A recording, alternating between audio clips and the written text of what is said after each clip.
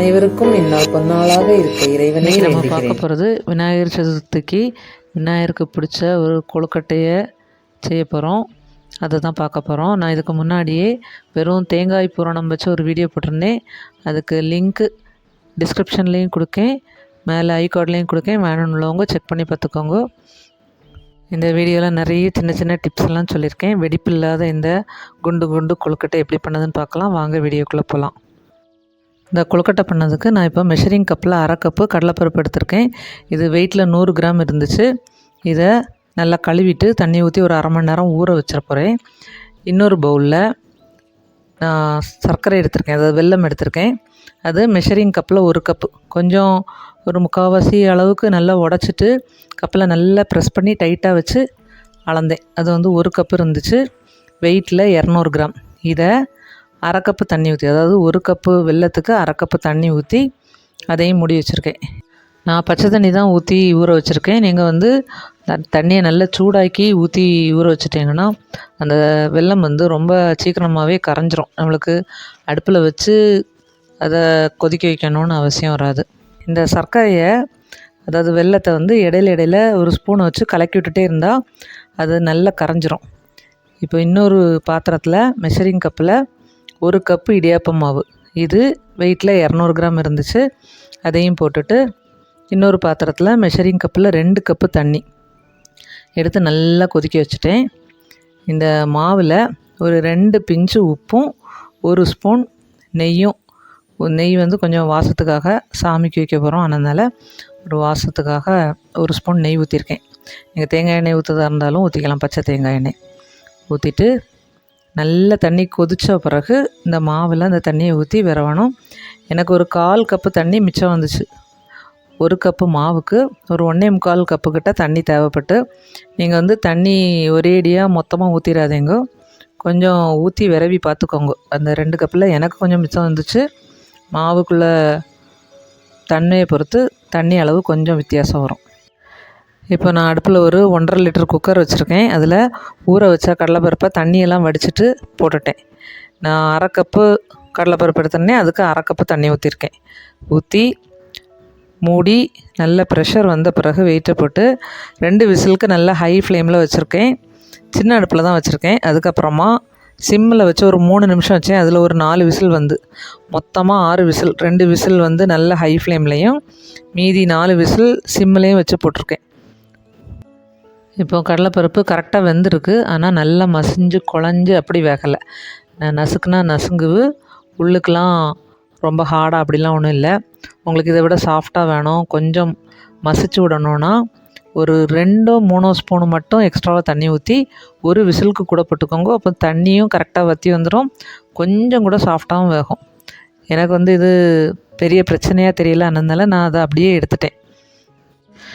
நீங்கள் கொஞ்சம் அதை மத்து வச்சு மசிச்சு விடவோ இல்லை இப்படியே வச்சு பண்ணதாக இருந்தாலும் பண்ணிக்கலாம். அது ஹார்டாலாம் ஒன்றுமே இல்லை. இப்போ நான் ஒரு 6 ஏலக்காய், சின்ன ஏலக்காய் தான் 6 எடுத்திருக்கேன். அதை தோலெல்லாம் எடுத்துகிட்டு உள்ள வித்தை மட்டும் இந்த சின்ன உரலில் போட்டு இடிக்க போகிறேன். இந்த தோலெல்லாம் நான் டீ தூளில் போட்டு வச்சுட்டா டீ போடும்போது ஏலக்காய் வாசத்தோட டீ குடிச்சிக்கலாம். அதை வேஸ்ட்டு பண்ணலை, டீ தூளில் தான் போட்டு வைக்கேன். இதெல்லாம் உங்களுக்கு மெனக்கட்ட வேலைன்னு தோணிச்சுன்னா நீங்கள் முழு ஏலக்காவை அப்படியே இடிச்சோ இல்லை மிக்சியில் போட்டு பொடிச்சோ போட்டுக்கோங்க. அது இல்லை, இந்த சர்க்கரை தண்ணியில் போட்டு வச்சுட்டு அரிச்சு எடுக்கும்போது அந்த ஏலக்காவையும் அரிச்சு எடுத்துருங்க. இதெல்லாம் உங்கள் விருப்பம்தான். இப்போ இந்த சர்க்கரை 90% நல்லா கரைஞ்சிட்டு சின்ன சின்ன 1-2 துண்டு கிடந்து அது கை வச்சு நல்லா நசுக்கி விட்டுட்டேன். இப்போ வேக வச்ச கடலைப்பருப்புக்கு கூட இதை அரிச்சு அப்படியே ஊற்றிட்டேன். இந்த வெள்ளை தண்ணியை அடுப்பை ஆன் பண்ணியாச்சு. வெல்லம் போட வேண்டிய இடத்துல நாட்டு சர்க்கரையை யூஸ் பண்ணிங்கன்னா வெல்லத்துக்குள்ளே டேஸ்ட்டு கண்டிப்பாக அதில் வரவே செய்யாது. அதனால் எந்த ரெசிப்பிலெலாம் வெல்லம் போடணுமோ அதில் வெல்லத்தை யூஸ் பண்ணியே பண்ணுங்க.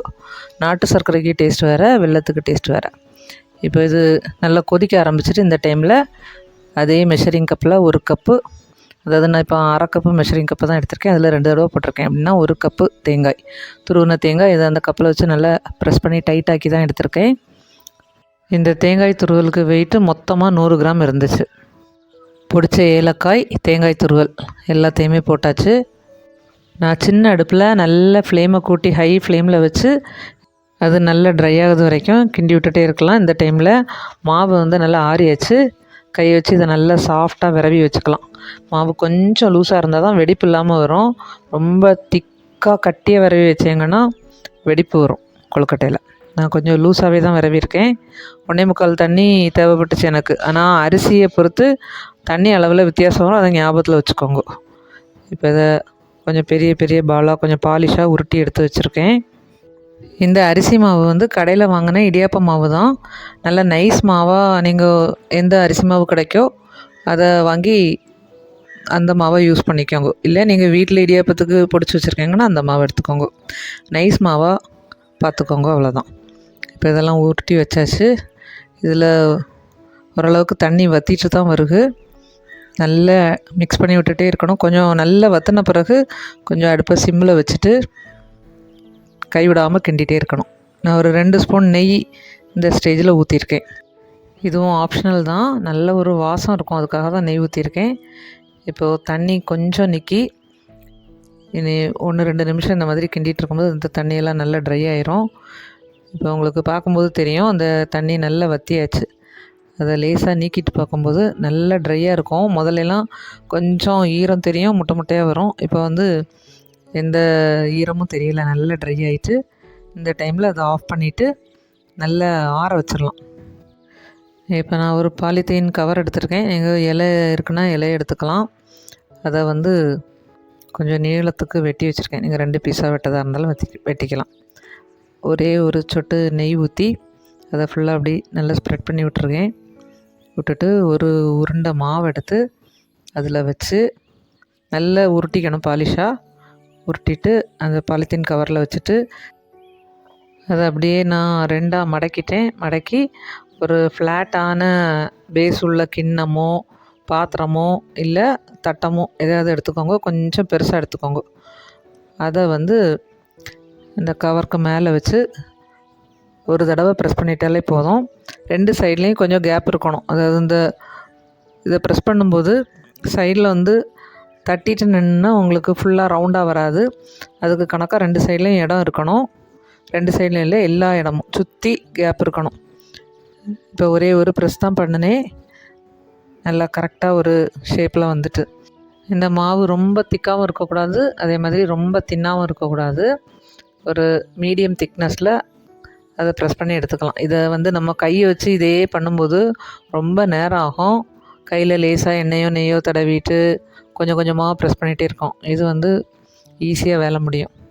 இனி நம்ம செய்து வச்சுருக்க பூரணத்தை அதில் ஒரு சைட்லேயே வச்சிடலாம். வச்சுட்டு அப்படியே அந்த பாலித்தீன் கவரை 2ஆக மடக்கிட்டா 2 எட்ஜும் ஒட்டாத மாதிரி கரெக்டாக சென்டரில் மடக்கணும். மடக்கிட்டு சைடெல்லாம் கொஞ்சம் கை வச்சு ப்ரெஸ் பண்ணி கொடுத்துட்டா போதும், நல்லா ஒட்டிடும். அதில் ஒரு சின்ன டிசைன் கொடுக்கறதுக்காக தான் இந்த மாதிரி ஃபோர்க்கை வச்சு லேசாக ப்ரெஸ் பண்ணி விட்டேன். நீங்கள் வந்து சும்மா கை வச்சு ப்ரெஸ் பண்ணி விட்டாலே போதும்னா அந்த மாதிரி பண்ணிக்கோங்க. இப்போது இதே கொழுக்கட்டையே ரவுண்டாகவும் பண்ணலாம். அதுவும் ஒரு கொழுக்கட்டை உருட்டி காணிச்சிட்டு அதுக்கப்புறமா வேக வச்சிடலாம். இப்போ ஒரு உருண்டை மாவு எடுத்து கையில் வச்சு நல்லா பாலிஷாக உருட்டிட்டேன். கையில் லேசாக நெய் தடவிட்டிங்கன்னா கையில் ஒட்டாமல் ஈஸியாக இருக்கும். இதை வந்து இந்த மாதிரி கொஞ்சம் சென்டரில் தின்னாட்டும் சைட்லலாம் கொஞ்சம் திக்காக இருந்தால் தான் உங்களுக்கு உள்ளுக்கு பூரணத்தை வச்சு சைடெல்லாம் எடுத்து ஒட்டதுக்கு வசதியாக இருக்கும். எங்கேயாவது சின்ன சின்ன ஓட்டை இருக்க மாதிரி தெரிஞ்சுன்னா அந்த இடத்துல கொஞ்சமாக மாவு எடுத்து லேசாக ஒட்டி விட்டுட்டா போதும். அதனால் வெளியிலலாம் ஒன்றும் வராது. அந்த மாதிரி வச்சு அதை லேசாக பாலிஷ் பண்ணி விட்டுட்டா போதும். இந்த டைமில் அடுப்பில் இட்லி பாத்திரத்தை வச்சு தண்ணி ஊற்றி நாங்கள் கொதிக்க வச்சுட்டேன். இட்லி தட்டில் துணியையும் போட்டு வச்சுருக்கேன். ஒன்றா எடுத்து அதில் அடிக்கிடலாம். இந்த பூரணத்தை இந்த மாதிரி ஸ்பூனில் எடுத்து உள்ளே வைக்கிறத விட ஈஸி வந்து மாவை நம்ம உருண்டை பிடிச்சி வச்சுருக்க மாதிரியே பூரணத்தையும் உருண்டை பிடிச்சி வச்சுட்டு பண்ணால் ரொம்ப ஈஸியாக இருக்கும் நம்மளுக்கு செய்யறதுக்கு. நான் அதுவும் ஒரு பூரணம் உருட்டி வச்சுட்டு உங்களுக்கு செய்து காட்டுவேன்.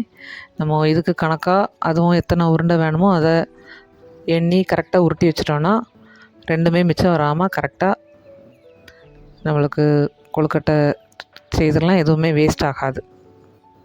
ஸ்பூன் வச்சு வைக்கும்போது தான் இந்த மாதிரி அந்த பூரணம் கொஞ்சம் அங்கேயும் இங்கேயுமா உருண்டு விழும். நம்மளுக்கு உருட்டும்போது அங்கங்கே சின்ன சின்ன ஓட்டை வரும். அதை நம்ம பஞ்சர் ஓட்டை மாதிரி ஒட்டிகிட்டு இருக்கணும். ஆனால் உருண்டை பிடிச்சி வச்சுட்டு பண்ணணுன்னா இந்த மாதிரி பஞ்சர் ஓட்ட வேண்டிய தேவையே வராது. இந்த ஒரு இது மட்டும் நான் கொஞ்சம் ஸ்லோ மோஷனில் காட்டுவேன். அப்போ தான் புதுசாக செய்யக்கூடியவங்களுக்கு கொஞ்சம் கிளியராக புரியும். நீங்கள் ஏற்கனவே இதில் நல்ல எக்ஸ்பீரியன்ஸ் இருக்குன்னா இதை மட்டும் கொஞ்சம் ஸ்பீடாக ஓட்டி விட்ருங்க. மாவு ஒரு மீடியம் திக்னஸ் இருந்துச்சுன்னா, இல்லை சைடில் கொஞ்சம் திக்காகவே இருந்ததுன்னா இந்த மாதிரி அதை கொஞ்சம் கொஞ்சமாக ப்ரெஸ் பண்ணி நம்மளுக்கு அந்த கேப்பை க்ளோஸ் பண்ணதுக்கு ரொம்ப வசதியாக இருக்கும். இப்படி கொஞ்சம் கொஞ்சமாக அந்த மாவை எடுத்து அப்படியே க்ளோஸ் பண்ணிவிட்டு நல்லா பாலிஷாக உருட்டிட வேண்டியது தான். இனி தண்ணி நல்லா அடுப்பில் கொதிச்சாச்சு. நான் இதை அடுப்பில் வச்சு நல்லா தீயை கூட்டி வச்சு ஒரு 10 நிமிஷம் கரெக்டாக வேக வச்சுட்டு எடுத்து உங்களுக்கு காட்டுங்க கொழுக்கட்டை எப்படி இருக்குன்னு. இவ்வளோ தான். கொழுக்கட்டை நல்ல பாலிஷாக உள்ளுக்கு நல்ல அந்த பூரணம் நல்ல ஜூஸியாக வெடிப்பு ஒன்றும் இல்லாமல் சூப்பராக ரெடி ஆகிட்டு, நீங்களும் இந்த கொழுக்கட்டையை செய்து விநாயகருக்கு படைச்சி விநாயகருக்கு அருள் கிடச்சி சந்தோஷமாக வாழுங்க. இந்த வீடியோ பிடிச்சிருந்தா லைக் பண்ணுங்க, எல்லாருக்கும் ஷேர் பண்ணுங்க, நிறைய பேருக்கு யூஸ் ஆகும். என்னோடய சேனலை சப்ஸ்கிரைப் பண்ணி என்னையும் சப்போர்ட் பண்ணுங்க. தேங்க்யூ.